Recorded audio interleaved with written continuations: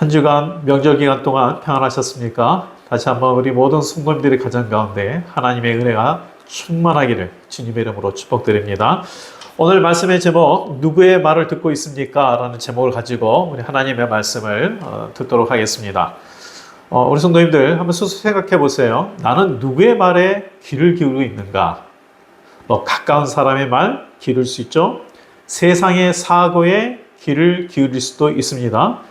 대중의 말에 귀를 기울이기도 합니다. 그러나 무엇보다도 우리는 하나님의 말에 귀를 기울여야 합니다. 트럼프 대통령 취임식에서 그 기도가 기사거리가 되었어요. 그것은 대통령 취임식 기도 마침에 예수님의 이름으로 기도했다라는 것이에요.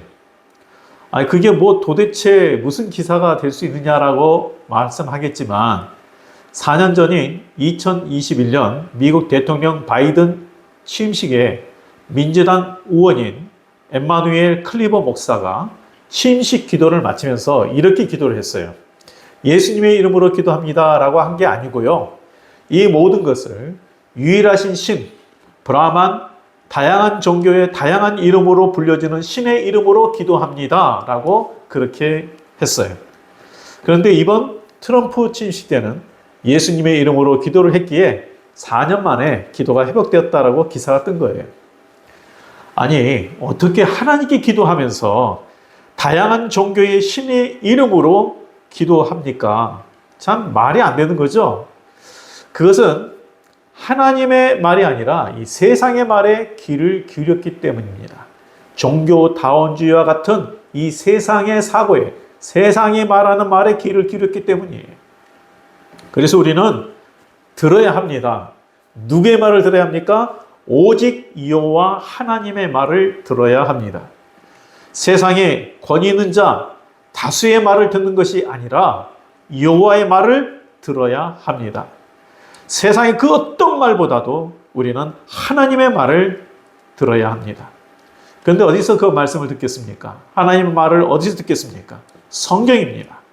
특히 이 다원주의 이 시대에는 더욱 말씀을 사모하고 삼가 들어야 합니다. 말씀을 청종해야 합니다. 그것이 오늘 우리를 향한 하나님의 마음입니다. 에레미야 2장 30절 31절 이 두 절 말씀만 읽도록 하겠습니다.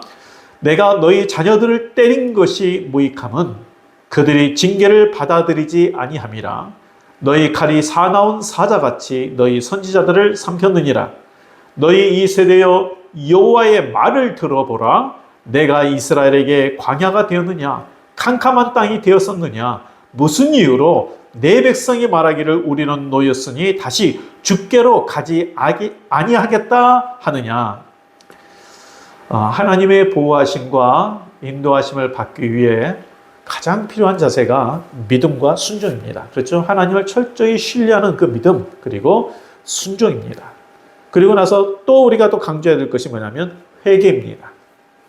이 회개는 단순히 죄를 깨닫는 것이 회개가 아닙니다.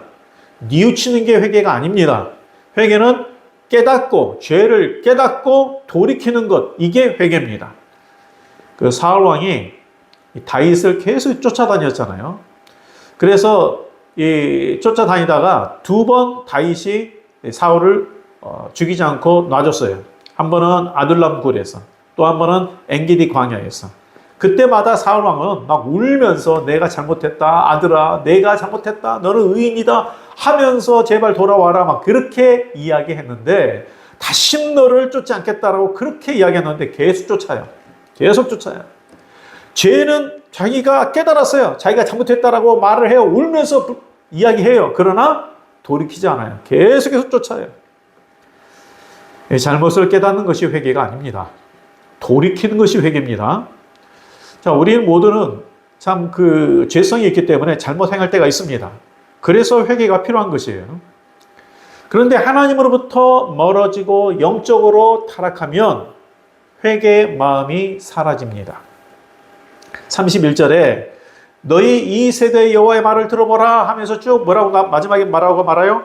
다시 주께로 가지 아니하겠다 하느냐? 이 말하죠. 다시 주께로 가지 않겠다.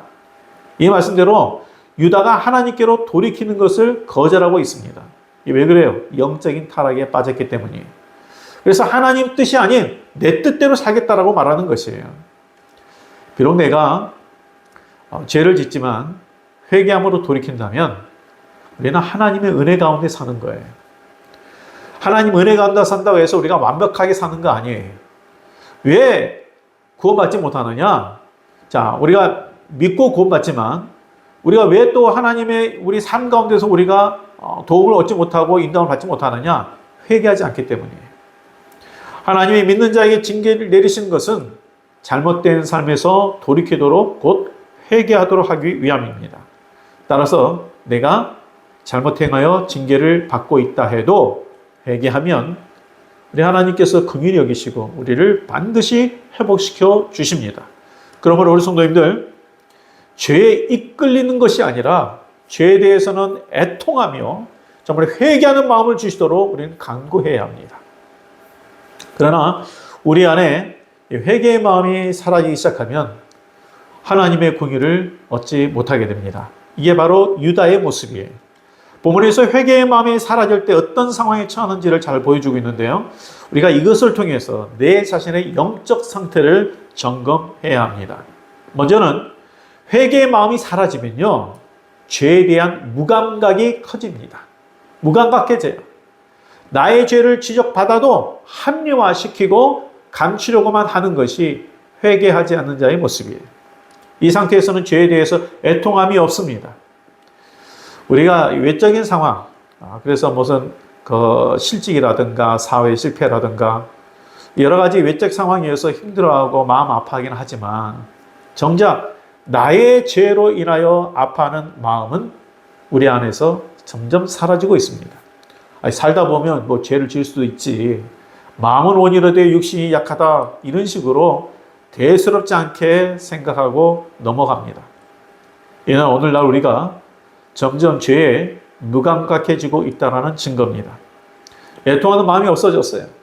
그리고 회개의 마음이 사라지면 마음이 강팍해집니다. 징계를 받아도 깨닫지 못하고 잘못된 행위를 돌이키지 않은 완고함이 있습니다. 그래서 당시 유대인들은 하나님이 징계해도 죄를 깨닫지 못하고 돌이키지 않았죠. 오히려 하나님의 말씀을 대언한 선지자들을 배척했습니다. 때로는 죽이기도 했어요. 이것이 명확하게 나타난 것이 35절 말씀인데요. 이렇게 이야기하잖아요. 너는 말하기를 나는 무죄하니 그의 진노가 참으로 내게서 떠났다 하거니와, 나는 무죄하다는 거예요. 그래서 하나님의 진노가 이제 내게서 떠났다, 이렇게 말한다는 것이죠. 하나님께서 구체적으로 죄를 지목하고 있는데 그럼에도 뭐라 그래요? 나는 무죄하다. 뭐 내가 무슨 죄가 있느냐, 이렇게 말한다는 거예요. 하나님 말씀보다 세상의 사고에 귀를 기울이고 내 중심적으로 되면 성경에 언급된 죄를 죄로 여기지 않게 됩니다. 그게 오늘날 이 교회 안에서도 나타나죠. 뭐 우리나라는 아직 거기까지는 안 갔지만 미국 교회는 보면 서로 사랑해서 사는데 동성부부 왜 안 되냐? 그래서 동성부부를 축복해줘야 된다라고 이야기를 해요. 하나님의 말씀이 고대의 문화에 영향을 받았기에 시대에 뒤처졌다, 오늘 맞지 않는다라고 말합니다. 다양성을 인정하지 않고 오직 기독교만 참 종교라는 것은 오만과 편협이라고 말합니다.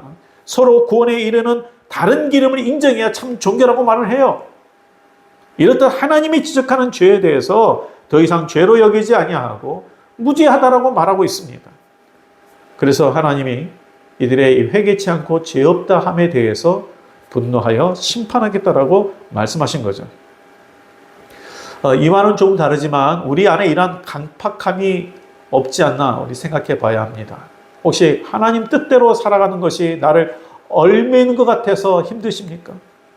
내가 무슨 잘못을 했다고 회개 기도를 자꾸 해야 됩니까? 혹 이런 마음이 있다면 내 마음이 굳어가고 있다는 것입니다. 그렇다면 지금이라도 성령님께서 내 마음에 감동 감아 주시도록 우리는 간구해야 돼요. 제가 예전에 그 교구 신방을 할 때에 기도 제목을 물어보잖아요. 혹시 함께 기도할 기도 제목이 있습니까? 있으면 좀 이야기해 주세요. 제가 기도하겠습니다. 라고 하면 뭐 특별히 기도할 거 없어요. 그냥 그렇게 하다가 진짜 기도할 거 없어요 그러더라고요. 가만히 생각하면 그게 기도 제목이에요. 아니 왜 기도 제목이 없으니까? 내 삶 가운데 하나님의 뜻대로 살아가지 못한 부분이 얼마나 많습니까? 내 마음이 죄로 인하여서 무뎌지고 여러 가지 내 마음이 영적으로 참 침체되어 있는 부분도 많을 텐데, 아니 기도 제목이 없습니까? 우리 성도님들, 내 마음 가운데 정말 내 자신에 대해서, 나의 죄성에 대해서 정말 깨닫지 못하고 아파하는 마음이 내 안에서 사라지고 있다. 정말 이 부분에 대해서 신실한 성도에게 기도 요청을 해야 합니다. 내 마음이 강팍해지지 않냐고 영적으로 부드러워지도록, 회개의 영이 나에게 임하도록 기도 요청해야 돼요. 그리고 회개의 마음이 사라질 때에는 내 중심적인 신앙이 돼요. 이기적인 신앙이 됩니다. 27절 말씀에 보면 그들이 나무를 향하여 너는 나의 아버지라 하며 돌을 향하여 너는 나를 낳았다 하고 그들의 등을 내게로 돌리고 그들의 얼굴을 내게로 향하지 아니하다가 그들이 환난당할 때에는 이르기를 일어나 우리를 구원하소서 하리라. 유다의 이 자기중심적인 신앙은 하나님이 아닌 피조물, 나무라든가 돌의 영광을 돌리고 하나님께 등을 지고 찾지 않고 살다가 환난을 당할 때에만 하나님을 찾는다는 거예요. 성도님들, 어려울 때만 도움을 구하는 것은 회개가 아닙니다. 그래서 28절에 어려울 때만 하나님을 찾는 자기중심적인 태도에 대해서 하나님은 뭐라고 이야기하냐면 너희들이 섬기는 그 대상이 너 구원할 거다. 그렇게 말씀해요. 너희를 위하여 내가 만든 내 신들이 어디 있느냐? 그들이 네가 환난을 당할 때에 구원할 수 있으면 일어날 것이니라. 다시 말해서 회개함이 없는 도움 요청에 응답하지 않을 것이라는 거예요. 31절에 우리는 노였으니 다시 주께로 가지 않겠다라고 말하는데 이는 유다 사람들이 더 이상 하나님의 뜻대로 사는 것을 거부하는 것입니다. 다시 말해서 하나님 뜻대로 살지 않고 내 뜻대로 살겠다는 말입니다. 이것이 바로 회개의 마음이 사라진 자의 모습입니다. 이것을 보면 왜 유다가 하나님의 심판을 받을 수밖에 없는가를 알게 됩니다. 그런데 이 말씀은 하나님께서 유다가 이랬다라고 그것을 깨달으라고 주신 말씀이 아니잖아요. 그 유다의 죄성이 바로 우리 안에 있다라는 것을 다시 한번 보고 깨달으라고 주신 말씀 아니겠어요? 이 유다의 죄의 모습이 우리에게도 있다는 것이 문제입니다. 우리는 나의 죄로 인하여 마음 아파하지 않습니다. 점점 우리 마음이 강팍해진 것 같아요. 다른 사람의 죄에 대해서는 비난하고 그리고 비판하기를 잘하는데 나의 죄에 대해서 그렇게 마음 아파하지 않아요. 애통하는 마음이 별로 없어요. 하나님을 두려워하지 않습니다. 점점 하나님을 경외하는 마음이 우리 가운데서 사라지고 있습니다. 하나님을 경외하는 마음, 두려워하는 마음이 없으니까 교회에서 분쟁과 다툼이 많은 거예요. 이게 회개하지 않는 완고함의 모습입니다. 우리는 이 완고함에서 벗어나서 다시 애통하며 마음이 회복되어야 되고 부드러운 마음으로 바뀌어야 합니다. 바로 그것이 회개의 마음이에요. 그리고 그것이 하나님의 긍휼을 입습니다. 오늘 주님께서 우리 각자에게 말씀하십니다. 너희 이 세대여 여호와의 말을 들어라. 여호와의 말을 들어라. 이 세대의 여호와의 말을 들어라. 이 말씀대로 우리는 주님의 말씀을 귀 기울여 들어야 합니다. 안타까움으로 말씀하시는 이 말씀, 간절히 외치는 그 말씀을 우리 들어야 합니다. 그래서 내 생각대로 행한 삶에서 주님의 뜻대로 순종하는 삶으로 돌이켜야 합니다. 회개해야 합니다. 그럴 때 하나님의 긍휼을 얻습니다. 삶의 회복이 있습니다. 하나님의 도우심과 인도하심을 받습니다. 오늘 우리 모두가 하나님의 말씀에 귀 기울이는 자가 되고 내 뜻대로 행하고자 했던 내 중심적인 신앙에서 벗어나 이제 회개하고 하나님의 뜻대로 행하는 자, 하나님의 말씀에서 이끄는 자가 되기를 주님의 이름으로 축복합니다. 그리고 우리 이번 한 주간도 정말 더 하나님의 말씀에 청중하는 그런 삶이 되기를 주의 이름으로 축복합니다.